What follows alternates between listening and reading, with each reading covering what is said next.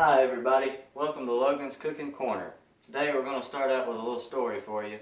A man walked into a fish market holding a salmon, and he asked the guy there, "Y'all make fish cakes?" He said, "Of course we do, we're a fish market, what do you mean?" "Well, it's his birthday." Before you start to prepare your fish, there's two important steps you got to remember to do.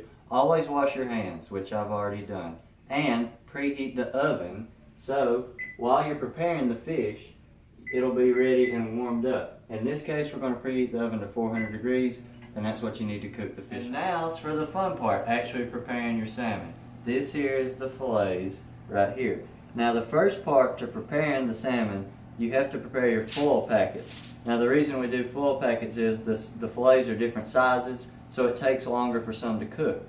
Now what you want to do with your foil packets is always go shiny side down, because the fish tends to stick to the shiny side of the foil.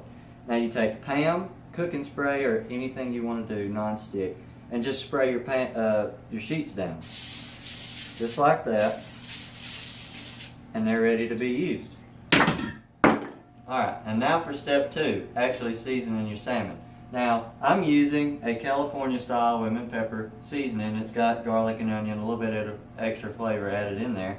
Now when you season the fillets, you want to season both sides. Now these fillets still have the skin on them, so you just take it, sprinkle it on it lightly, flip it over, sprinkle it on the other side.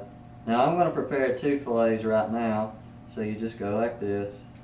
It's not hard, and those fillets are ready for cooking. Alright, now for step 3, we're going to add a little extra moisture and a little extra flavor using some citrus juice. In this case we're using an orange. You can use any citrus fruit, that'll work, but I prefer orange, so we're going to use that today. You just come over here, take a half orange, squeeze juice all over it. This is going to add moisture, make sure the fish does not dry out while it's cooking. Now we're going to add a garnish to the top of the fish. And you're going to take your orange that you used earlier and cut a very thin slice off of it. Now be careful with your fingers, kids, because you don't want to lose them. That would be bad. Now you cut the orange, and in this case the fillets are kind of small, so you're going to cut your orange in half because it would be too big otherwise. And just simply lay it on top of it. It's going to make it look a little bit better, and as it cooks the juices will seep out, add that much more flavor to the fish. And now we're going to add a tad bit of water from my trusty clown cup here. Just a little bit, maybe about a tablespoon. Just a little bit added extra moisture so it doesn't dry out. Just pour it in there a little bit right around the fish. And then we're going to seal the packets up just like this,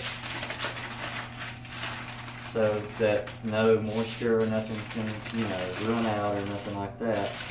And then we're going to put them on the pan, and into the oven they go. Now these are ready to be cooked.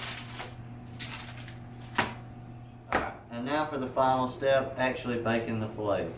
We're going to throw our salmon in here for, generally it takes 12 to 15 minutes for the salmon to cook.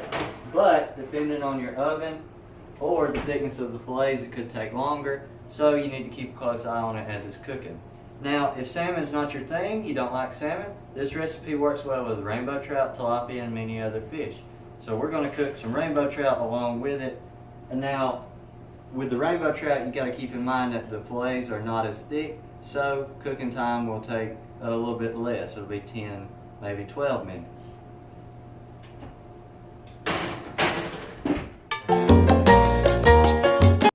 Salmon is now ready to be served. Now when you take it out of the oven, to make sure it's done, you pull it apart with your fork. See how it flaked away easy, and it's a nice pink color. So this salmon's ready to be served, and when you serve it, an easy thing to serve it with that's healthy is a nice salad. I hope you'll try this easy, delicious, and healthy recipe.